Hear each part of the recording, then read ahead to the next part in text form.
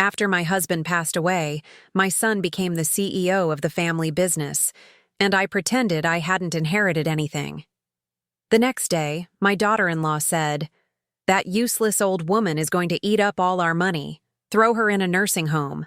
I'm glad to have you here." Follow my story until the end and comment the city you're watching from, so I can see how far my story has reached. I was arranging fresh lilies in the living room when I heard my daughter-in-law's voice drift from the kitchen. The words stopped me cold. "This useless old woman is going to eat through all our money. We need to throw her in a nursing home." Lilia's voice carried that sharp edge it always had when she thought I couldn't hear her. I stood frozen behind the doorway, the flower stems slipping from my trembling fingers. "I don't know, Lilia."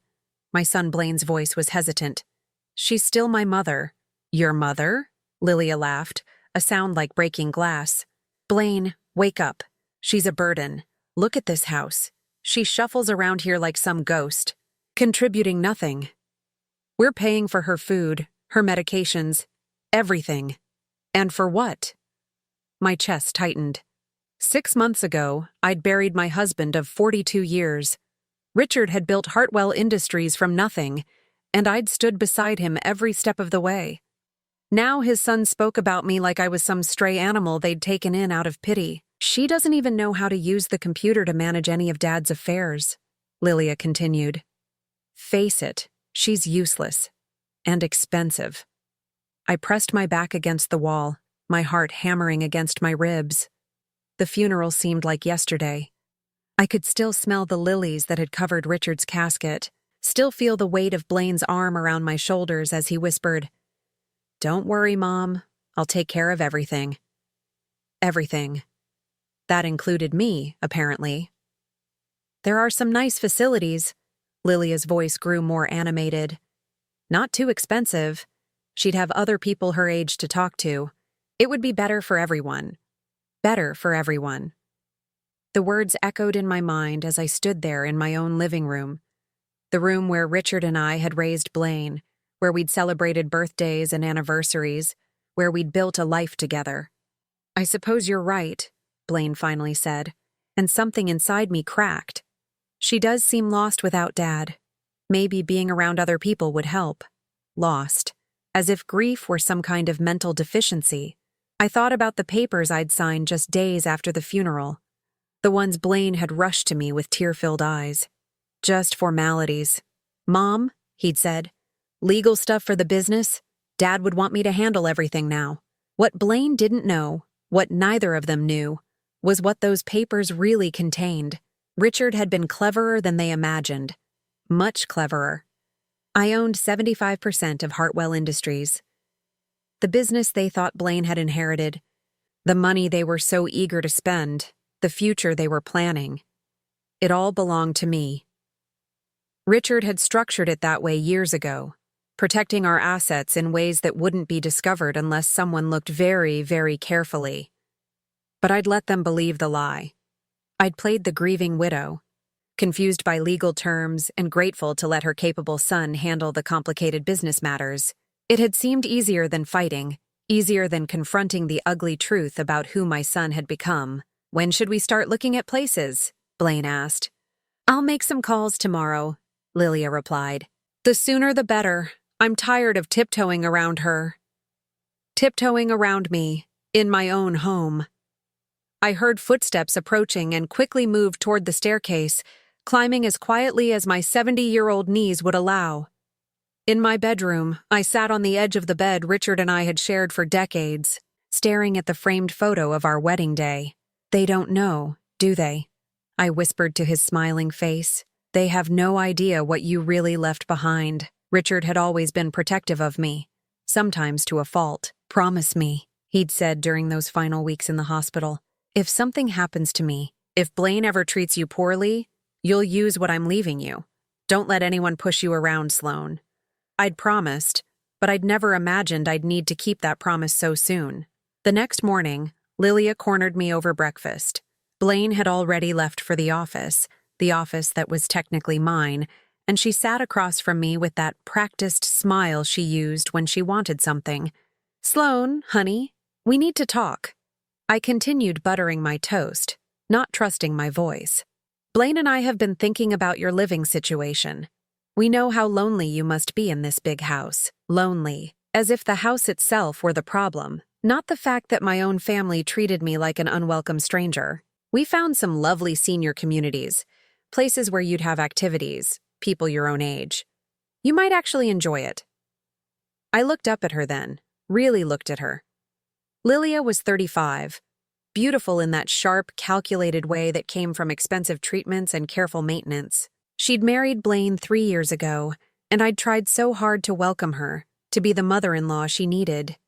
Now I could see what I'd been blind to before, the way her eyes assessed everything in the room like an appraiser, the way she spoke about my future as if it were already decided.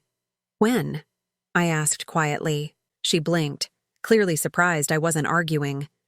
Well, we thought maybe next week. I've already scheduled a tour for Thursday. Next week. They'd already made the appointment. I see, I said, returning to my toast. You're not upset, are you? Lilia's voice carried a note of suspicion.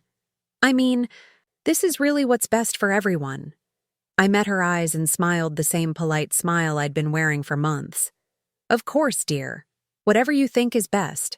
But inside, something was shifting. Richard's voice echoed in my memory. Don't let anyone push you around, Sloane. The time for being pushed around was over. Sunset Manor wasn't the lovely senior community Lilia had described. The beige walls were stained with water damage, the carpet smelled of disinfectant and something else I didn't want to identify, and my room was barely larger than a hotel bathroom. This is temporary, Blaine had mumbled when he'd helped carry my 2 allowed suitcases inside. He couldn't meet my eyes. Just until we figure out the best long-term solution. That was 3 weeks ago. I hadn't heard from him since. I sat in the common room, watching Mrs. Chen play solitaire with a deck missing the Queen of Hearts. Through the window, I could see my former life continuing without me. The maple tree in the courtyard was turning the same brilliant red it had in my backyard every October for 40 years. You're the new one, aren't you? The voice belonged to Eleanor, a sharp-eyed woman in her 70s who used a walker but moved with surprising speed. Your family dump you here too? I turned from the window. Something like that. Eleanor snorted. They always have their reasons. Mine said I was becoming a safety risk after I fell down once. Once. 30 years I raised those kids, and one little tumble means I'm incompetent. The common room filled with the usual afternoon crowd. Most residents shuffled in wearing the same defeated expression, as if they'd given up expecting anything good to happen. I understood that feeling now. What did you do before this? Eleanor asked, settling into the chair beside me. I helped run a business, with my husband. It wasn't technically true, but it felt true. Richard and I had been partners in everything. What kind of business? Manufacturing, industrial parts. Eleanor's eyebrows rose. Sounds important. It was. I watched a group of residents arguing over the television remote. My son runs it now. Ah, Eleanor nodded knowingly. And how's that working out? I thought about the reports I'd been secretly receiving from Marcus, Richard's old attorney. Blaine had made 3 major decisions in the past month, all of them terrible. He'd canceled contracts with longtime suppliers to chase cheaper alternatives, laid off experienced workers to cut costs, and approved a new product line without proper market research. Not well, I admitted. They never listen, do they? Think because we're old, we don't know anything. Eleanor's voice carried decades of frustration. My daughter reorganized my entire financial portfolio without asking me. Lost 20% in the first 6 months. That evening, I called Marcus from the payphone in the hallway. The connection was crackling and poor, but his voice was clear enough. Mrs. Hartwell, I'm glad you called. We need to discuss the Riverside account. Riverside was Hartwell Industries' biggest client, responsible for nearly 30% of annual revenue. What about it? Your son terminated the contract yesterday, said he found a better opportunity. My grip tightened on the phone. Richard had cultivated the Riverside relationship for 15 years. What better opportunity? A startup company. No established track record. They're offering 15% higher margins, but Mrs. Hartwell, Marcus paused. I've done some research.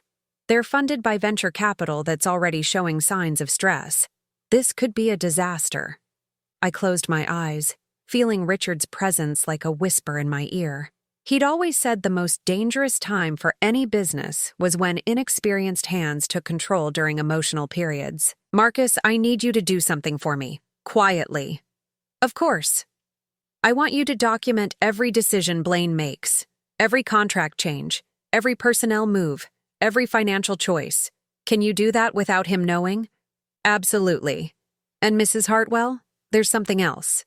Your daughter-in-law has been asking questions about your personal assets. She seems to think you might have hidden accounts or property she doesn't know about. I almost laughed. Lilia's greed was showing.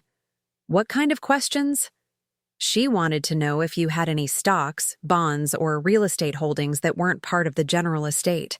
I told her I couldn't discuss client confidentiality matters, but she was quite persistent. Of course she was. Lilia had probably been counting every penny they thought they'd inherited, and now she was worried there might be more money floating around that they couldn't access. Don't tell her anything, I said. And Marcus, I want you to start preparing some paperwork for me. I may need to make some changes soon.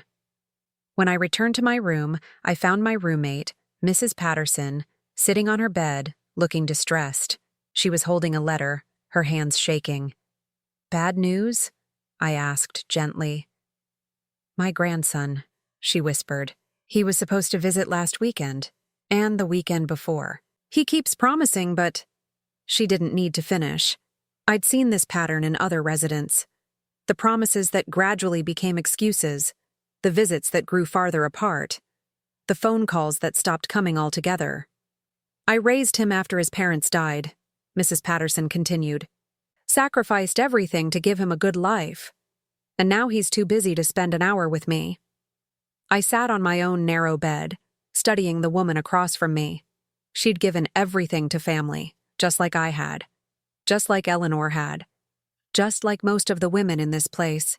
Mrs. Patterson, I said carefully, did you ever think about what you'd do if you had the power to change things? If you weren't as helpless as they think you are? She looked up, confused. What do you mean? Just a thought experiment. If you could somehow take control of your own life again, would you?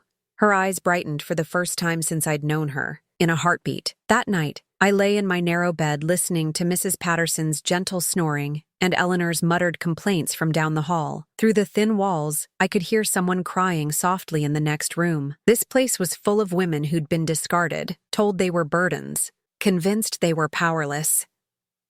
But I wasn't powerless. I just hadn't decided to use my power yet.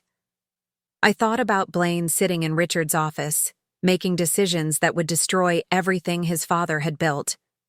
I thought about Lilia, probably redecorating my house with money she thought was hers, selling my personal belongings like they were garage sale items. Tomorrow, I decided, I would call Marcus again. It was time to remind my family that power doesn't always come in the package they expect. Outside my window, a storm was building. I could see lightning flickering in the distance, and the wind was picking up, rattling the old building's windows. The storm wasn't just outside, though. It was growing inside me, too. And Blaine and Lilia had no idea what was coming their way. There has to be more money somewhere. Lilia's voice carried down the hallway of Sunset Manor as she and Blaine approached my room. I quickly closed the financial documents Marcus had brought me and slipped them under my pillow. Through the crack in my door, I could see them walking with purpose, Lilia clutching a manila folder. Mom? Blaine knocked softly. Can we come in? I arranged myself on my bed, making sure to look frail and confused. Of course, dear. They entered my cramped room, and I watched Lilia's nose wrinkle at the institutional smell.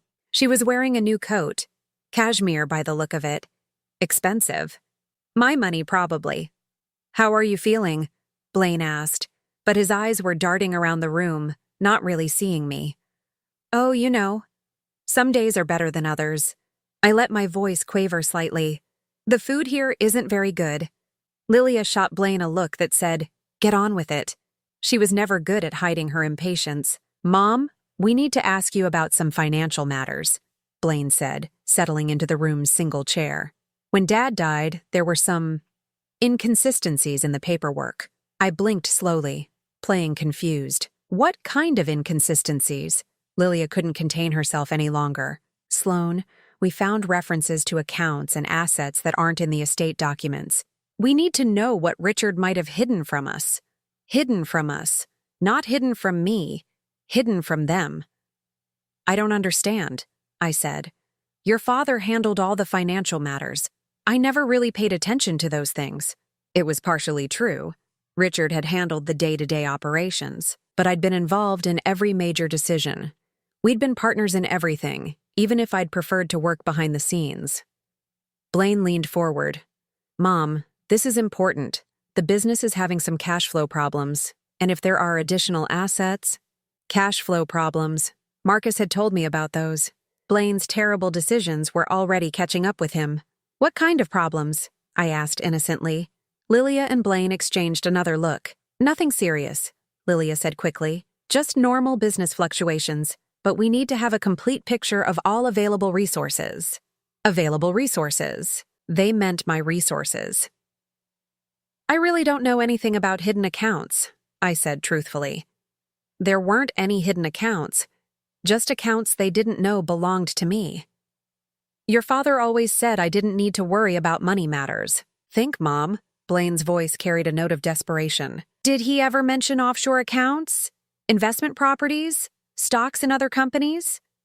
I studied my son's face. The stress was showing. Dark circles under his eyes. A nervous tic I remembered from his childhood when he'd done something wrong. The weight of running a company he didn't understand was crushing him. Part of me felt sorry for him. But then I remembered the conversation I'd overheard. The dismissive way they'd discussed putting me somewhere with other people my age, and my sympathy evaporated. There might be some old papers in the house, I said slowly, in your father's study, but I'm not sure what they mean. Lilia's eyes lit up. What kind of papers? Investment statements, I think. Some legal documents. They're in the filing cabinet behind his desk. It was true, though the documents they'd find wouldn't tell them what they wanted to know. Richard had been careful to keep certain information in very specific places, accessible only to people who knew exactly what to look for. We'll check those, Blaine said, standing up. Is there anything else you can remember? I let myself look tired and overwhelmed. I'm sorry. Sometimes my memory isn't what it used to be. Another partial truth. My memory was fine, but grief and stress had made me more forgetful about small things. About the important things, like who owned what and where Richard had hidden our real assets, my mind was crystal clear. After they left, I waited 20 minutes before calling Marcus from the hallway phone. They're getting desperate, I told him. How bad are things at the company? Worse than I thought. The Riverside contract cancellation has triggered a chain reaction. 2 other major clients are reconsidering their relationships with Hartwell Industries. Your son is scrambling to cover operating expenses. I closed my eyes. Richard had built that company over 30 years. Watching Blaine destroy it in a matter of months was like watching someone tear down a cathedral brick by brick. There's something else, Marcus continued. Your daughter-in-law hired a private investigator to look into your background, specifically, your financial background. My grip tightened on the phone. What kind of investigation? They're looking for hidden assets, undisclosed investments, anything that might not have been included in the probate documents. She's convinced you're hiding money from them. The irony was almost funny.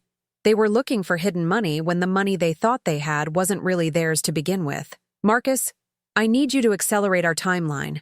How quickly can you prepare the documents we discussed? I can have everything ready by Friday. Are you sure you want to do this? I thought about my cramped room, about Mrs. Patterson crying over her grandson's broken promises, about Eleanor's daughter stealing her money, about the way Lilia had looked at me like I was garbage cluttering up her perfect life. I'm sure. That afternoon, I was sitting in the common room when Eleanor approached with a newspaper in her hand. Thought you might want to see this, she said, spreading the business section on the table between us. The headline made my stomach drop. Local manufacturing company faces major layoffs. The article was about Hartwell Industries. According to sources close to the company, I read aloud, Hartwell Industries has lost several major contracts in recent months, forcing management to consider significant workforce reductions. The company, which has been family-owned for over 30 years, is struggling to adapt to changing market conditions under new leadership. New leadership. They meant Blaine. "That your son's company?" Eleanor asked. I nodded, unable to speak. "Sounds like he's in over his head." I thought about all the employees who'd worked for Richard for years, people I'd known personally, families who depended on their Hartwell Industries paychecks. Blaine wasn't just destroying his father's legacy. He was destroying real people's lives. "Eleanor," I said suddenly, "what would you do if you had the power to stop something terrible from happening, but using that power would hurt someone you love?" She looked at me shrewdly. "Depends on how much hurt we're talking about. Sometimes the people we love need to face consequences for their actions. Sometimes that's the only way they learn." That evening, Mrs. Patterson showed me a photo her grandson had finally sent. A picture of his new car, a BMW. Very expensive. "He said he's been too busy with work to visit," she said proudly. "But he's doing so well for himself." I stared at the photo, remembering Lilia's new coat, thinking about all the ways money could corrupt people, make them forget what really mattered. My grandson had bought a car instead of visiting his grandmother who'd raised him. My son had inherited a thriving business and was running it into the ground. My daughter-in-law was hunting for more money to spend while I ate cafeteria food in a nursing home. The time for protecting people from consequences was over. I went to bed that night with my mind made up. Friday couldn't come soon enough. The phone call came at 6 in the morning. I was already awake, sitting by my window watching the sunrise, when the payphone in the hallway began ringing insistently. Most residents ignored early calls, assuming they were wrong numbers or emergencies meant for someone else. But I knew this call was for me. "Mrs. Hartwell?" Marcus's voice was tense. "I'm sorry to call so early, but we have a situation." "How bad?" "Your son is filing for emergency bankruptcy protection. The company is hemorrhaging money faster than anyone anticipated. He's desperate." I closed my eyes, feeling a familiar mix of sorrow and vindication. Richard had always said that pride comes before the fall, and Blaine's pride had been enormous. What triggered it? The Johnson contract. You remember Johnson Manufacturing? They've been with Hartwell for 15 years. Your son tried to renegotiate their terms, demanding a 20% price increase. They walked away yesterday and signed with a competitor. Johnson Manufacturing represented 12% of Hartwell's annual revenue. Combined with the Riverside loss and the other canceled contracts, Blaine had managed to lose nearly half the company's income in 2 months. "There's more," Marcus continued. "Your daughter-in-law has been liquidating personal assets. The house is going on the market today. My house. The house where I'd raised Blaine, where Richard and I had celebrated 42 anniversaries, where I'd planned to live out my remaining years surrounded by memories. She can't sell my house," I said, though even as I spoke the words I knew she could. Legally, it wasn't my house anymore. I'd signed it over to Blaine after the funeral, trusting him to let me live there as long as I wanted. Trust. Such a fragile thing. "Actually, she can," Marcus said gently. "According to the documents you signed, the house belongs to Blaine now, and since he's married, Lilia has equal rights to make decisions about it." I thought about all my belongings still inside. Photo albums, Richard's books, my grandmother's china, 42 years of accumulated memories. Things that couldn't be replaced. What about my personal items? "I'm afraid they're considered part of the household assets now, unless you can prove specific items were gifts or have sentimental value that predates the marriage." He didn't need to finish. Proving sentimental value in court would be expensive and time-consuming, and I was supposed to be a confused old woman with no money. "Are they moving forward with the sale immediately?" "The realtor is taking photos this afternoon. They're pricing it to sell quickly." I hung up the phone and stood in the hallway for a long moment, letting the reality sink in. My son was destroying everything his father had built, and my daughter-in-law was selling my memories to pay for their mistakes. The anger that rose in my chest was white-hot and clean. I called Blaine's office, knowing he'd be there early, probably staring at spreadsheets and wondering how everything had gone so wrong so quickly. Mom? His voice was exhausted. How did you get this number? I called the main line and asked for you. Simple truth. Blaine, I heard about the company. Are you all right? A long pause. Who told you about the company? It's in the newspaper, dear. And some of the other residents here have family who work in manufacturing. Word gets around. I'm handling it, he said, but his voice cracked slightly. It's just a temporary setback. Blaine. I let my voice carry all the authority I'd learned over 40 years of partnership with his father. Bankruptcy protection isn't temporary. It's admitting defeat. You don't understand business. Mom, this is just a strategic reorganization. The condescension in his tone sparked something dangerous in me. Richard would have been ashamed of the man his son had become. I understand that your father built that company from nothing, I said quietly, and you've destroyed it in 2 months. That's not fair. What's not fair is watching you throw away 30 years of work because you're too proud to admit you don't know what you're doing. Silence on the other end. Blaine, I need to ask you something and I want an honest answer. Are you selling my house? Another pause, longer this time. Mom, we need the capital. The house is just sitting there, and with your medical expenses and the nursing home costs, my medical expenses, my voice rose. What medical expenses? I take 2 prescription medications that cost less than $50 a month. Well, the nursing home you chose, the nursing home you put me in so I wouldn't be inconvenient anymore. That's not why. Then why, Blaine? Why exactly did you put your mother in this place? The silence stretched between us, filled with all the words he couldn't say. Because Lilia wanted me gone. Because I was a reminder of their failure to honor his father's memory. Because it was easier to hide me away than deal with the guilt of how they'd treated me. The house has to be sold, he said finally. I'm sorry. I hung up without saying goodbye. That afternoon, I sat in the common room with Eleanor and Mrs. Patterson, watching a game show on the television. But my mind was elsewhere, calculating and planning. You're thinking hard about something, Eleanor observed. Want to share? I looked at these 2 women, smart, experienced, reduced to watching television in a place that smelled like disinfectant and despair. Women who'd given their lives to family members who'd discarded them the moment they became inconvenient. What if I told you there was a way to take back some control? I said quietly. Not just for me, but for all of us. Mrs. Patterson muted the television. What do you mean? I mean, what if the people who put us here had to face real consequences for their actions? What if they discovered that we're not as powerless as they think? Eleanor's eyes sharpened. Go on. Some of us in this place aren't as helpless as our families believe. Some of us have resources they don't know about, power they've forgotten we have. I thought about the documents Marcus was preparing, about the bomb I was about to drop on Blaine and Lilia's carefully constructed life. Are you talking about fighting back? Mrs. Patterson asked. I'm talking about justice, I said. I'm talking about reminding our families that respect isn't optional, and that treating people badly has consequences.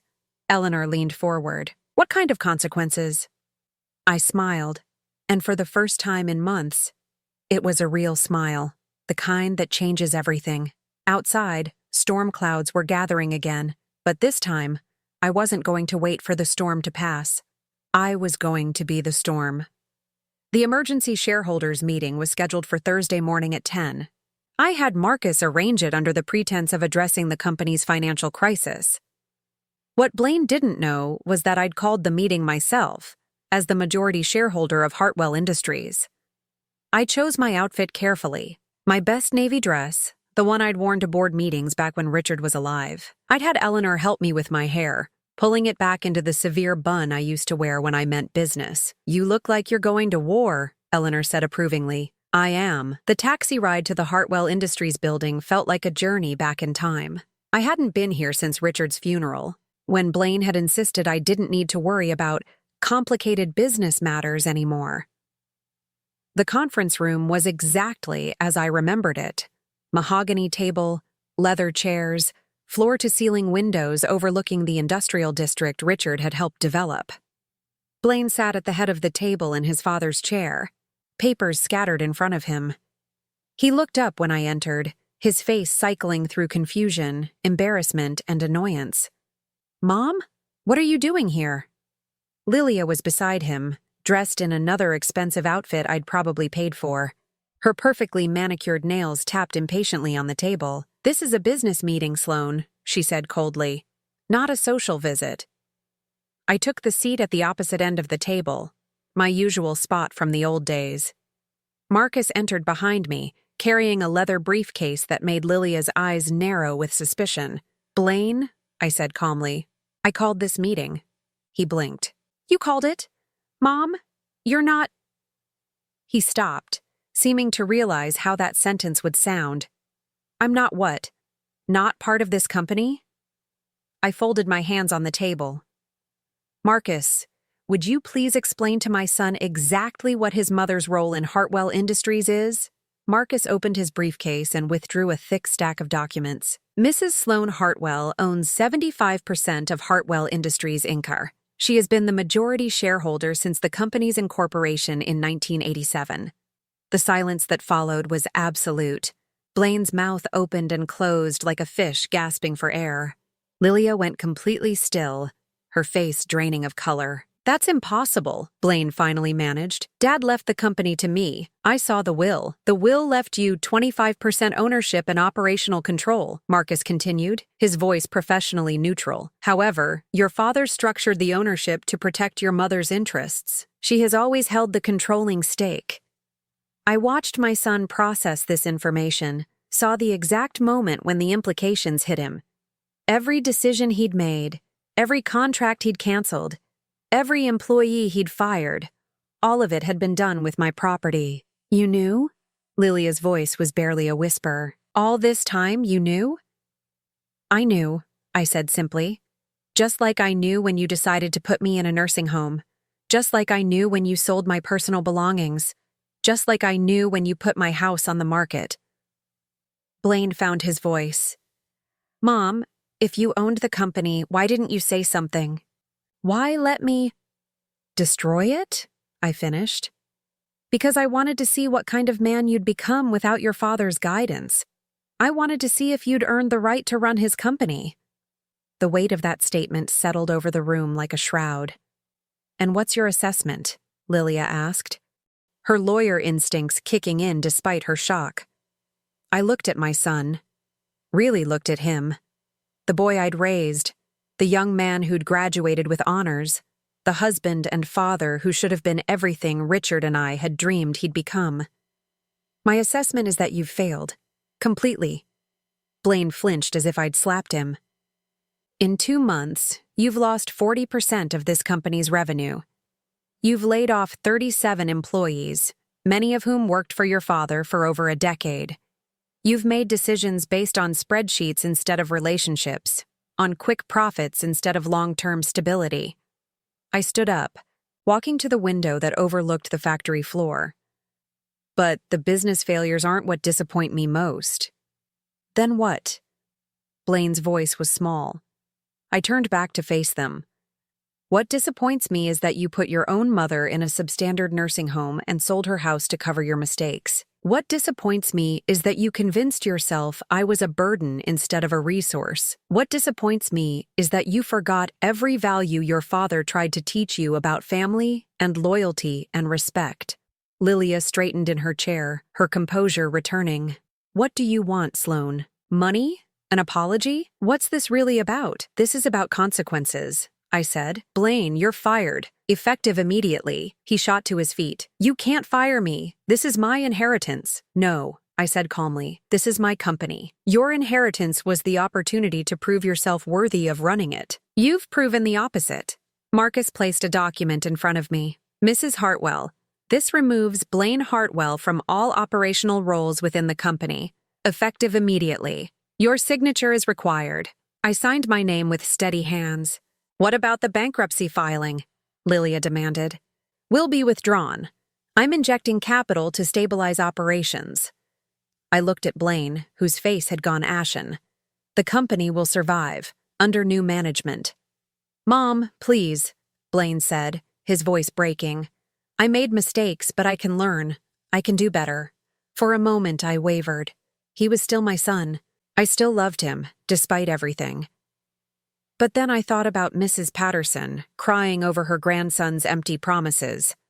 I thought about Eleanor, whose daughter had stolen her money. I thought about all the women at Sunset Manor who'd been discarded by families they'd sacrificed everything for. You had your chance, Blaine. You chose to see me as a burden instead of asking for my help. You chose to hide me away instead of honoring me. Those weren't business decisions. They were character decisions. And character can't be taught to a 40-year-old man. I gathered my purse and stood. Marcus will handle the transition details. I trust you can see yourselves out. As I reached the door, Lilia's voice stopped me. This is cruel, Sloane. He's your son. I turned back one last time. Yes, he is. And if I don't hold him accountable for his actions, who will? Sometimes love means letting people face the consequences of their choices. I left them sitting in that conference room, surrounded by the wreckage of their assumptions about power and control, and who really owned what. Outside, the taxi was waiting to take me back to Sunset Manor, but not for long. I had some phone calls to make. 6 months later, I stood in the kitchen of my new home, watching the morning light stream through windows that actually opened. The house was smaller than the one Lilia had sold, a comfortable ranch-style place with a garden where I could grow the tomatoes Richard and I used to tend together. The coffee was brewing when my doorbell rang. Through the peephole, I could see Eleanor holding a covered dish. "Thought you might like some of my famous coffee cake," she said when I opened the door. Mrs. Patterson helped with the recipe. Eleanor had been the first to move out of Sunset Manor after I'd purchased a small apartment building downtown and converted it into affordable senior housing. Real senior housing, with dignity and respect and activities that actually mattered to the residents. "How is Mrs. Patterson settling in?" I asked, leading Eleanor to my bright, airy kitchen. "Oh, she loves her new place. And guess what? Her grandson finally visited. Seems like having his grandmother living somewhere respectable made it easier for him to face her." I poured coffee into china cups, my grandmother's set, which I'd managed to retrieve from storage before Lilia could sell it. "Any word from Blaine?" Eleanor asked gently. I'd been expecting this question. In the 6 months since I'd reclaimed control of my life, my son had called exactly 3 times. The first call was angry, threats about legal action that his lawyer had quickly advised him to drop. The second was bargaining, promises to do better if I'd just give him another chance. The third, just last week, had been different. "He called to tell me he got a job," I said. "Entry-level position at a small manufacturing company. He's starting over. How do you feel about that?" I considered the question while stirring cream into my coffee. Hopeful. For the first time since his father died, Blaine is learning what work actually means. What it's like to earn something instead of inherit it. The truth was more complicated. I missed my son. I missed the relationship we'd had before Richard's death, before grief and greed had changed him into someone I barely recognized, but I didn't regret my decision. What about Lilia? Divorced. The papers were finalized last month. I took a sip of coffee, savoring the rich taste. Apparently, Blaine wasn't quite as attractive without the trust fund and the company position. Eleanor shook her head. Some people only love what you can give them. After Eleanor left, I drove to the Hartwell Industries building for my weekly check-in. The new CEO, a woman named Sarah Chen who'd worked her way up from the factory floor, had stabilized operations and won back 2 of the contracts Blaine had lost. "The Johnson Manufacturing people want to meet with you personally," Sarah told me as we reviewed the quarterly reports. "They're interested in expanding their relationship with us." "Set it up," I said, "but make sure they understand that this is your company to run. I'm just the owner." It was an important distinction. I'd learned from watching Blaine that ownership and management were different skills entirely. Sarah understood the business in ways my son never had. From the ground up, with respect for the people who actually made the products. That afternoon, I stopped by the senior center I'd helped establish in the old Hartwell building downtown. It was busier than usual, with a painting class in the main room and a book club meeting in the library. "Sloane." Mrs. Patterson waved from her easel, where she was working on a landscape that would have made any art teacher proud. "Come see what I've been painting." The canvas showed a garden in full bloom, bursting with colors and life. It was beautiful, but more than that, it was hopeful. "It's my dream garden," she explained. "The one I never had time to plant when I was taking care of everyone else." "Are you going to plant it for real?" I asked. Her eyes lit up. "Actually, yes. There's a community garden behind my new apartment building. I've already signed up for a plot." This was what I'd wanted to create. Not just better housing for older adults, but better lives. Places where people could discover new dreams instead of just waiting for their old ones to fade. As I drove home that evening, I passed by my old house. The new owners had painted it a different color and changed the landscaping, but it was clearly loved and well-maintained. A swing set in the backyard suggested children lived there now, children who would grow up in the rooms where I'd raised Blaine. I felt a moment of sadness, but it passed quickly. That house belonged to my past. My future was in the smaller, brighter home where I could live on my own terms. My phone rang as I pulled into my driveway. The caller ID showed a number I didn't recognize, but when I answered, the voice was familiar. "Mom? It's Blaine." I sat in my car, engine still running, and waited. "I wanted to call because I owe you an apology. A real one. Not the kind I gave you before when I was just trying to get something back." His voice sounded different, tired, but not defeated. Humbled, but not broken. "I've been thinking a lot about Dad lately," he continued. "About the things he tried to teach me that I didn't want to learn. About how he always said that respect isn't automatic. It's earned." I closed my eyes, hearing Richard's voice in my son's words. "I didn't respect you, Mom. I treated you like you were in the way, like you didn't matter. And I told myself it was because I was protecting you, or because I knew what was best for you, but really, I was just scared and angry and taking it out on the person who couldn't fight back." "Blaine? No. Let me finish. Please." He took a shaky breath. "I lost everything. The company, my marriage, my house, my savings, everything. And you know what the worst part is? I deserve to lose it all. Not because of the business mistakes, but because of how I treated you." I sat in my driveway, listening to my son finally understand what his father had spent 40 years trying to teach him about character and consequences. "I don't know if you can ever forgive me," he said. "I don't know if I deserve forgiveness. But I wanted you to know that I understand now. I understand what I lost, and I understand why you did what you did." "Blaine," I said softly, "I never stopped loving you, even when I couldn't respect your choices. I never stopped being your mother. Could we maybe have dinner sometime? Nothing fancy, just, I'd like to try to earn back the right to be your son again." I looked at my house, small, comfortable, mine, and thought about the life I'd built from the ashes of the one that had been taken from me. "I'd like that," I said, "but Blaine, you'll need to earn it. This isn't about forgiveness. It's about rebuilding trust, and trust takes time." "I understand. I have time. And Mom, I'm proud of what you've built. The senior center, the housing project, the way you saved the company. Dad would be proud too." After we hung up, I sat in my car for a few more minutes, watching the sunset paint my little house in golden light. Tomorrow, I would tend my garden and check on my tenants and meet with my managers. I would live a life built on my own choices, my own values, my own definition of what mattered.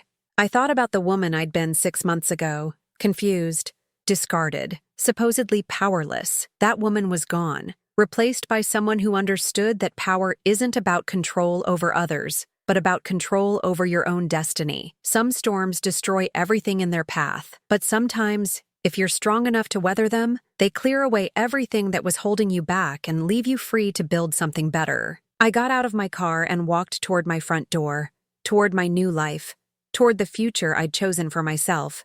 Behind me, the storm clouds were finally gone. Now I'm curious about you, who listened to my story. What would you do if you were in my place?